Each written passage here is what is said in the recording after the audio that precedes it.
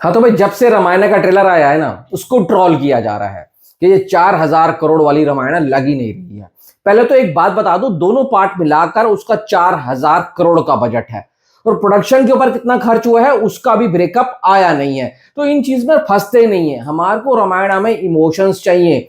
भले ही पैसा तुम 200 करोड़ लगा दो, पर जब तक इमोशन नहीं होंगे रामायणा नहीं चलेगी। और मैं रामायणा ही क्यों कह रहा हूं, ये तो अंग्रेजों को खुश करने के लिए नाम रखा गया है, जबकि इसका नाम होना चाहिए रामायण। हमारी अपनी खुद की धरोहर रामायण। अब देखो, मैंने अपने ट्रेलर रिव्यू में बोला था, मैंने बार बार बोला है, इंडियन ऑडियंस इमोशंस अगर उनको टच कर जाता है, जो फिल्म में सीन दिखाया जा रहा है, सपोज करो जो भाई वनवास वाला सीन है, जब प्रभु श्री राम जा रहे हैं तो पूरी अयोध्या नगरी उनके साथ जाती थी और वहां पर पूरी अयोध्या नगरी रोई थी। और जब हमने टीवी पर वो सीरियल देखा था ना, अरुण गोविल साहब वाली, तो सारी जनता रोई थी जो जो देख रही थी। और अगर वही सब सेम चीजें थिएटर में हो जाती हैं, while watching the Ramayana in theatre, जब दिवाली पर आएगी और पब्लिक रो गई, तो समझो फिल्म पब्लिक को कनेक्ट कर गई। ऐसे बहुत से मोमेंट आएंगे।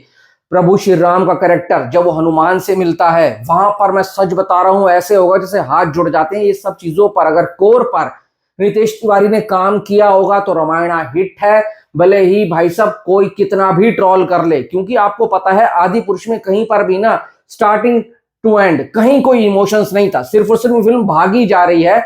और उन्होंने क्या करा था, ज्यादातर एक्शंस के ऊपर फिल्म को बेस करा था। इन्होंने 2 पार्ट बनाए हैं ना, ये सबसे अच्छी बात है। पहला पार्ट जो है बिल्डअप में जाएगा, इमोशंस पे जाएगा, फैमिली ड्रामा के ऊपर जाएगा, वनवास के ऊपर जाएगा।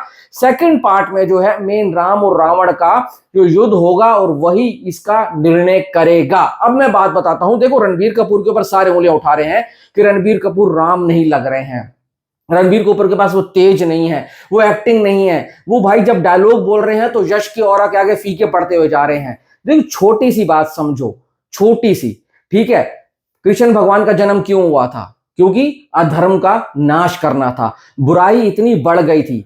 रावण जब पहले तीनों लोगों के ऊपर अपने भाई साहब अत्याचार कर रहा था, मृत्यु लोक पर भी, पताल लोक पर भी और देवलोक पर भी, तो ही देवता गए थे किसके पास? भगवान विष्णु के पास कि हे प्रभु आप आओ, अवतार लो और हमार को इस राक्षस से छुटकारा दिलवाओ।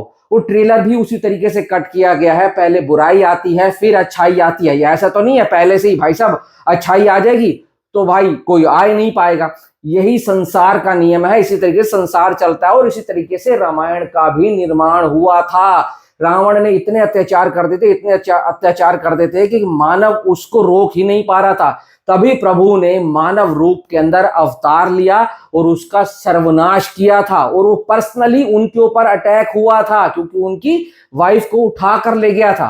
तो और ज्यादा चीजें पर्सनल हो जाती हैं। तो उसके बाद वो तो पर्सनल तो था, पर वो जो पूरी दुनिया के ऊपर, तीनों लोगों के ऊपर उसने अपने मतलब चीजें थोप दी थी ना। रावण को लग रहा था उससे तगड़ा, उससे शक्तिशाली, उससे बलशाली कोई है नहीं, अहंकार उसके अंदर भर चुका था, तो जाकर उसका सर्वनाश हुआ था। तो अगर आप ट्रेलर देखोगे तो ट्रेलर भी इसी तरीके से, अगर आप रावण को चिल्लाते हुए देख रहे हो, रावण राज जो वो बोल रहा है, और ऐसे ही अगर प्रभु श्री राम के कैरेक्टर में रणबीर कपूर बोले राम राज, तो अच्छा लगेगा? नहीं लगेगा ना। वो मर्यादा पुरुषोत्तम थे, सारी चीजें मर्यादा में रहकर करी थी। जब आखिरी में वो रावण को मारने वाले भी थे ना, तो भी उन्होंने उनको चेतावनी दी थी कि तू चुपचाप मेरी वाइफ को यानी कि सीता को मुझे वापस कर दे, मेरे से माफी मांग ले, सीते से माफी मांग ले, आपको मैं छोड़ दूंगा।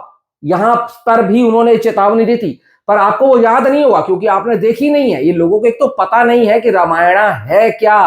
वो कह रहे हैं कि राम चिल्ला क्यों नहीं रहा, राम गुर्रा क्यों नहीं रहा, राम को गुस्सा क्यों नहीं आ रहा।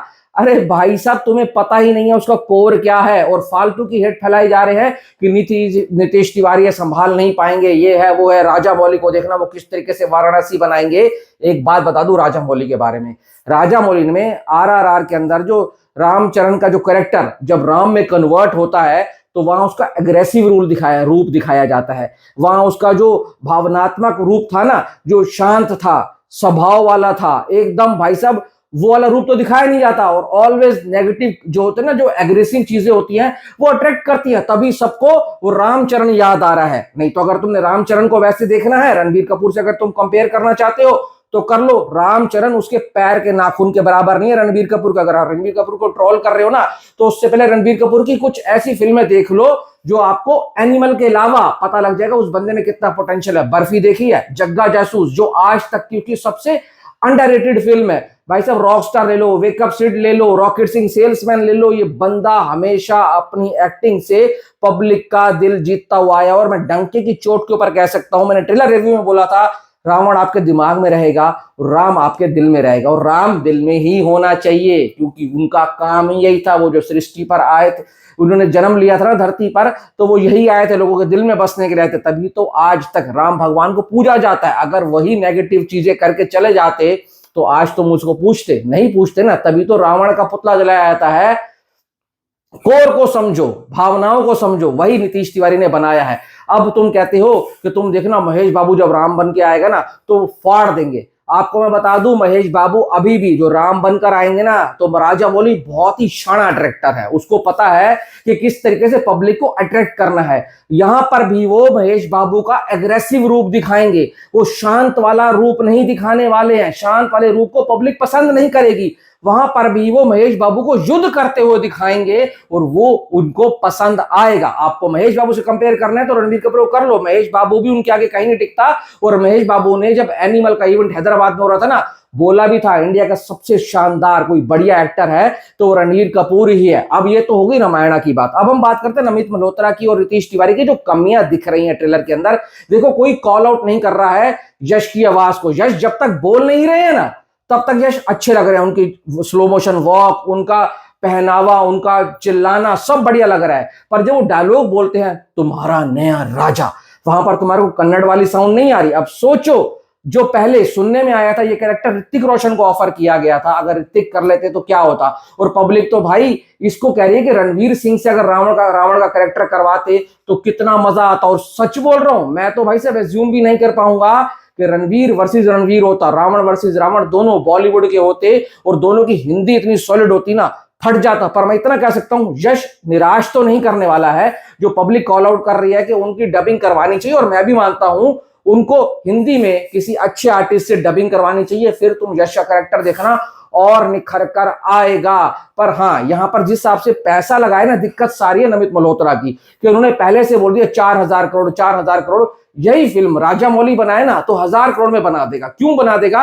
राजा मौली को वीएफएक्स एंड सीजीआई की बहुत बहुत बहुत समझ है यार। आरआरआर में काम देख लो, तुम बाहुबली में काम देख लो, उस बंदे का वीएफएक्स सीजीआई पता नहीं लगता, ऐसे लगता है कि वो रियल लोकेशंस पर जाकर शूट कर रहा हो। और यहां पर इन्होंने पता है क्या करा है, सारी की सारी फिल्म स्टूडियो में शूट कर दिया है। अब जो रावण जब चलकर आ रहा होता है आगे रैंप के ऊपर और नीचे जनता खड़ी होती है, वहां पर एक भी राक्षस ना असली नहीं लग रहा था। जब तुम्हारे पास इतनी भीड़ है, इतना पैसा है, तो 2000 2500 बंदों को बुला लेते, 1000 2000 दे देते, उन 2000 से 20000 तुम बना सकते थे। पर तुमने सारे के सारे जो 20000 30000 नीचे लोग खड़े हैं, वो सारे के सारे नकली साफ लग रहे हैं। तो थोड़ा सा रियल फील देने के लिए रियल लोकेशंस पर जाकर रियल लोगों के साथ शूटिंग करनी चाहिए थी। उम्मीद करता हूं इनको ये चीजें समझ आ जाए कि आगे जो भी इन्होंने शूटिंग करनी है रियल चीजों के साथ शूट करेंगे, और इनकी जो कमियां पब्लिक ने बताई हैं उनके ऊपर काम कर लेंगे तो फिल्म चल जाएगी। और ओवरसीज की जनता को टारगेट करने के बजाय अपनी इंडियन ऑडियंस को टारगेट करो। इंडियन ऑडियंस ही आपको पैसा कमा कर देगी, क्योंकि आपको पता है, देखो दंगल इंडियन ऑडियंस के लिए बनी थी, बाद में बाहर जाकर उसने पैसा कमाया। आरआरआर इंडियन ऑडियंस के लिए बनी थी, तब जाकर उसने बाहर पैसा कमाया। और जीता जागता उदाहरण तो धुरंधर 1 धुरंधर 2 है, उसको तो आधी दुनिया में बैन कर दिया गया था, फिर भी बाहर जाकर उसने पैसा कमाया और पहले इंडिया में कमाया। अगर आपकी फिल्म इंडिया में चल जाती है ना, तो इंडियन ऑडियंस इतनी बड़ी है, इतनी वाइडर है, इतनी लार्ज है ना, कि आपकी फिल्म का हल्ला ऐसे मचा देगी कि बाहर के लोगों को जख मार कर देखने के लिए आना पड़ेगा। और आप सीधा ही अंग्रेजों को टारगेट करेंगे तो अंग्रेज आपकी पिक्चर देखने वाले नहीं है, जो आपको लग रहा है। बाकी आप मेरी बात तो सहमत हो, जरूर बताना। Thanks for watching.